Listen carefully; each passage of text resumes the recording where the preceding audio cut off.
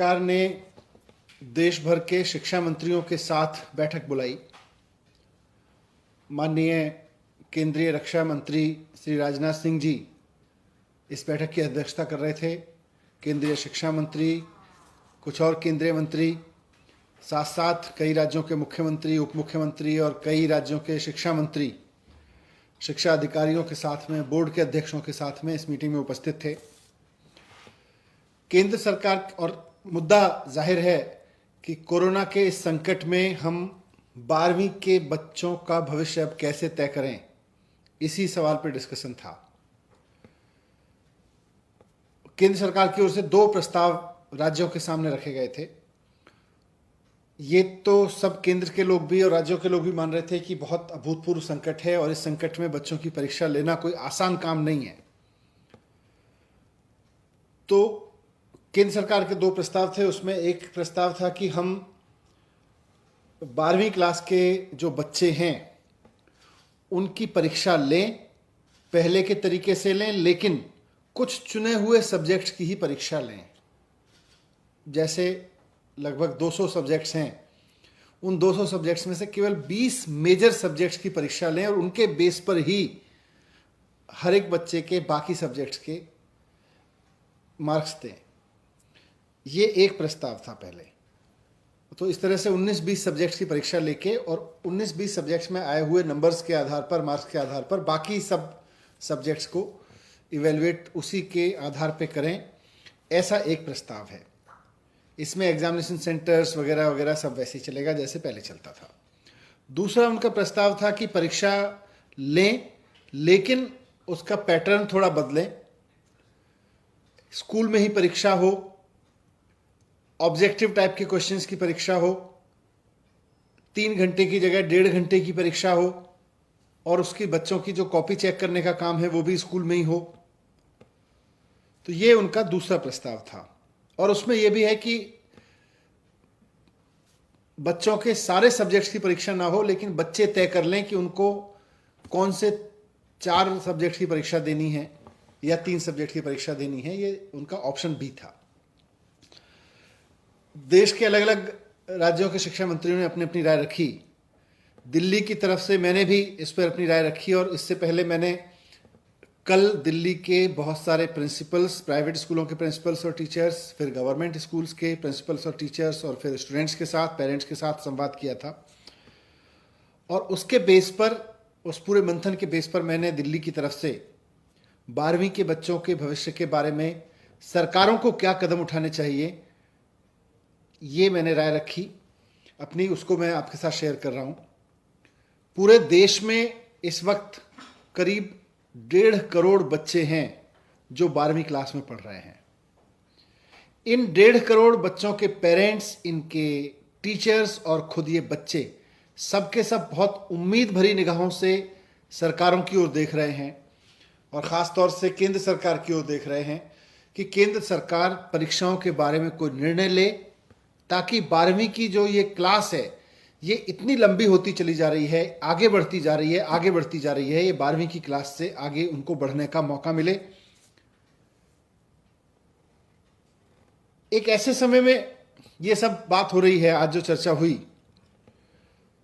जब हमारे पास रोजाना 2.5 लाख केस आ रहे हैं पूरे देश में, लगभग इस समय भी। देश के बहुत सारे गांवों से किस तरह की स्थिति है, किस तरह की बॉडीज मिल रही हैं, वो हम सब मीडिया पे, सोशल मीडिया पे देख रहे हैं। हमारे सामने बार बार ये बात भी आ रही है कि तीसरी वेव भी आ सकती है और ये बात बार बार कही जा रही है अलग अलग सेक्टर से कि तीसरी वेव अगर आती है तो बच्चों को सबसे ज़्यादा नुकसान पहुंचाएगी तीसरी वेव। ऐसे में दिल्ली सरकार का मानना है, मुख्यमंत्री अरविंद केजरीवाल जी ने भी मुझको कहा कि ये प्रस्ताव केंद्र सरकार के सामने रखा जाए कि बच्चों की सेहत से, बच्चों की सुरक्षा से खिलवाड़ करके हमें परीक्षा पूरा करने का शौक नहीं पूरा करना चाहिए। शिक्षण संस्थाएं, शिक्षा व्यवस्था अपनी एक अलग कंपल्सन रखती है। शिक्षा व्यवस्था कहती है कि परीक्षा होनी चाहिए, बोर्ड कहता है, बोर्ड की परंपराएं कहती हैं कि परीक्षाएं होनी चाहिए। शिक्षा की जो हमारे अभी तक की प्रैक्टिस रही है और शिक्षा की जो अभी तक हमारी समझ रही है वो कहती है कि पहले पढ़ाओ फिर बच्चे की परीक्षा लो, उसके बाद में बच्चे को पास या फेल करो। लेकिन ये सब आइडियल वर्ल्ड की दुनिया है। प्रैक्टिकल वर्ल्ड में आज आपके बीच में रोजाना 2.5 लाख लोग कोरोना से संक्रमित हो रहे हैं और तीसरी वेव के बारे में कहा जा रहा है कि ये बच्चों से आ सकती है, बच्चों में ज्यादा आ सकती है। तो इसलिए दिल्ली सरकार किसी भी तरह की परीक्षा कराए जाने के पक्ष में नहीं है। दिल्ली सरकार ने केंद्र सरकार को भी आज कहा, हम उनको चिट्ठी भी लिख के कहेंगे कि ये दोनों ऑप्शन परीक्षा कराने के ऑप्शन हैं, लेकिन हमारी राय में ये वक्त परीक्षा कराने का नहीं है। ये वक्त है कि हम बच्चों को जिस तरह से हमने 10वीं में किया है, 2-3 साल या 1 साल की अलग अलग परीक्षाएं जो अभी तक ली गई हैं, हिस्टोरिकल रेफरेंसेस के आधार पर बच्चे का मूल्यांकन करें और उसको 12वीं की परीक्षा में हम उत्तीर्ण करें, उसको पास करके आगे भेजें। अगर कोई बच्चा कहता है कि मुझे हिस्टोरिकल रेफरेंस के आधार पर पास नहीं होता है, तो जैसा हमने 10वीं में उसको ऑप्शन दिया है कि समय आने पर फिर हम उसकी परीक्षा कराएंगे और उसके मार्क्स को अपग्रेड कर देंगे। अगर कोई बच्चा कहता है कि मेरे नंबर कम आए हैं हिस्टोरिकल रेफरेंस से के आधार पर, मेरे नंबर्स तो ज़्यादा आते हैं अगर मैं परीक्षा देता और मुझे परीक्षा देने का अवसर दिया जाए, तो सही समय आने पर उसको परीक्षा का अवसर देके उसके मार्क्स अपग्रेड किए जा सकते हैं। लेकिन 12वीं क्लास का ये कंटिन्यूस चलना उसके लिए भी खत्म हो, ऐसा हमने प्रस्ताव दिया है। मैंने ये भी रिक्वेस्ट किया है कि आज एग्जाम लेने वाली संस्थाओं, शिक्षा व्यवस्था की परंपराओं, ट्रेडिशनल कन्वेंशनल शिक्षा व्यवस्था, इसकी रूल्स एंड रेगुलेशंस को, इसकी परंपराओं को फॉलो करने के चक्कर में हम अपने बच्चों को कुर्बान नहीं कर सकते। हम अपने बच्चों की जान पे नहीं खेल सकते और हमें एक पेरेंट के रूप में सोचना होगा। हमें शिक्षा व्यवस्था के मुखिया के रूप में सोच के ये समय नहीं निकालना है। हम शिक्षा व्यवस्था के मुखिया के रूप में अगर तय करेंगे तो शिक्षा व्यवस्था के रूल, उसके कन्वेंशंस, उसके सारे ट्रेडिशंस हमारे सामने आएंगे। अगर पेरेंट के रूप में हम सोचेंगे तो एक पेरेंट के रूप में हमें समझ में आएगा कि नहीं, हम अपने बच्चों को अभी परीक्षा के जोखिम में नहीं डाल सकते। तो इसलिए मैंने रिक्वेस्ट किया है, लेकिन साथ साथ मैंने रिक्वेस्ट किया है क्योंकि बात सिर्फ बोर्ड की परीक्षाओं की नहीं है, बात एंट्रेंस एग्जामिनेशंस की भी है, बात यूनिवर्सिटी के आगे के एग्जामिनेशंस की भी है, अगला सेमेस्टर शुरू होने की भी है कि फिर बच्चे परीक्षाएं, प्रतियोगी परीक्षाएं कैसे देंगे, नीट की जेईई की परीक्षाएं कैसे देंगे। तो इस सब का एक ही समाधान है कि हम अपने बच्चों को वैक्सीनेशन कराएं। जैसा मैंने कहा कि पूरे देश में करीब 1.5 करोड़ बच्चे हैं जो 12वीं क्लास में हैं। आज देश में भी वैक्सीन उपलब्ध है जो युवाओं के लिए कारगर बताई जा रही है, और विदेशों में भी ऐसी वैक्सीन उपलब्ध है जो 12 साल से 18 साल के बच्चों के लिए भी कारगर प्रूव की जा चुकी है, घोषित की जा चुकी है। केंद्र सरकार से हमारा निवेदन है कि 1.5 करोड़ बच्चों के लिए और स्कूल के सारे टीचर्स के लिए, लगभग 1.5 करोड़ ही टीचर्स हैं, तो 1.5 करोड़ बच्चों के लिए और 1.5 करोड़ टीचर्स के लिए लगभग 3 करोड़ लोगों के लिए सबसे पहले वैक्सीन लेके आई जाए जो बच्चों के लिए लगाई जा सकती है, वैसी वैक्सीन। दुनिया में अभी फाइजर वैक्सीन का नाम आया है अमेरिका में। फाइजर वैक्सीन के बारे में से हमने भी संपर्क किया था, तो उनके पास डोजेस तो हैं, लेकिन उन्होंने कहा कि भाई अभी हम केंद्र सरकार से ही बात कर रहे हैं।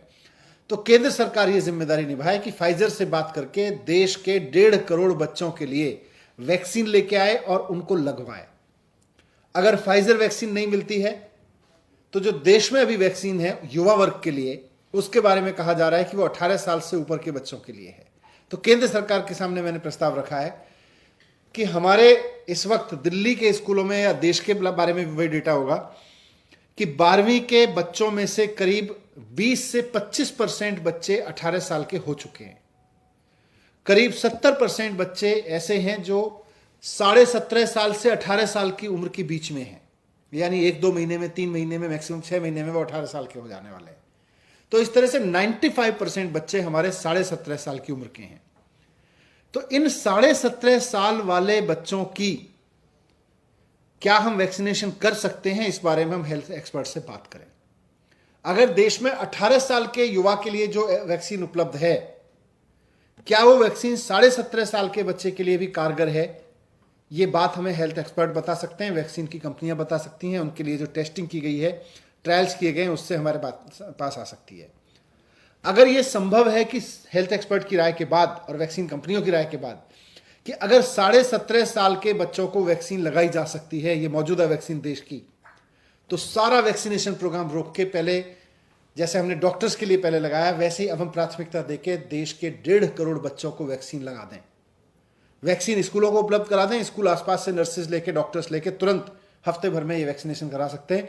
दिल्ली सरकार को अगर आज हमें 1.5 करोड़ बच्चों के लिए अप्रूव्ड वैक्सीन मिल जाए, जो 17.5 साल से बच्चों के, इनके 12वीं क्लास के बच्चों को हम लगा सकते हैं, तो हम 2 दिन में दिल्ली के 12वीं क्लास के सारे बच्चों को वैक्सीन लगा देंगे। ये हमारा तंत्र बना हुआ है। तो या तो फाइजर ले आए या देश की बनी वैक्सीन के बारे में एक्सपर्ट की राय लेके इसको उपयोग करें, लेकिन परीक्षा से पहले वैक्सीन की व्यवस्था करें। परीक्षा तब ली जाए जब बच्चों को वैक्सीनेशन हो जाए, परीक्षा तब ली जाए जब बच्चों को वैक्सीन की सुरक्षा दे दी जाए। ये मैंने केंद्र सरकार से रिक्वेस्ट किया है। यही एंट्रेंस एग्जामिनेशन का हल है और यही सीबीएसई या 12वीं की बोर्ड की परीक्षाओं का हल है। पहले हम बच्चों की सुरक्षा करें, बाद में परीक्षा करें।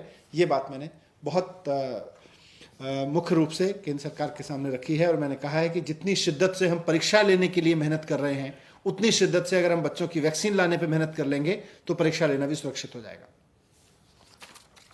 सर, क्या संकेत मिले हैं केंद्र की तरफ से आपकी बातों पर? क्या लग रहा है कुछ पॉजिटिव हो सकता है? और अगर परीक्षा केंद्र सरकार कराती है तो फिर दिल्ली कितनी तैयार है? देखिए, जब मैंने बात रखी तो आज देश के लगभग मैं कह सकता हूँ 8-10 मंत्रियों ने, कई राज्यों ने बेसिकली और इस बात को समर्थन किया कि हाँ, पहले हमें वैक्सीनेशन कराना चाहिए अपने बच्चों का। तो कई राज्य इस बात से सहमत थे। कई राज्यों ने ये बात रखी कि 0 एग्जामिनेशन होना चाहिए, ऑप्शन ए या ऑप्शन बी नहीं, ऑप्शन 0 एग्जामिनेशन का होना चाहिए। ये बात बहुत लोगों ने रखी है और मैं उम्मीद करता हूं कि केंद्र सरकार राज्यों के इस फीडबैक पे और देश के 1.5 करोड़ बच्चे और करीब 1.5 करोड़ शिक्षकों के स्वास्थ्य पे खिलवाड़ नहीं करने का निर्णय लेगी, बल्कि उनकी सुरक्षा को ध्यान में रखते हुए निर्णय लेगी। तो जो भी निर्णय लेगी, इस चीज़ को, इन सारे डिस्कशंस को ध्यान में रखते हुए लेगी।